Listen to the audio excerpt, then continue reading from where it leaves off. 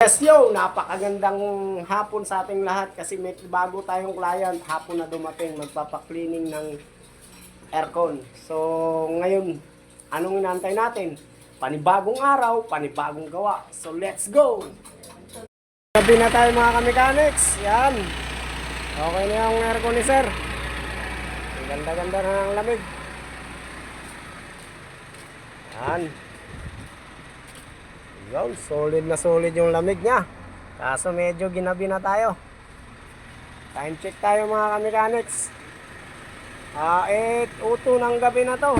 Yan o, gabi na.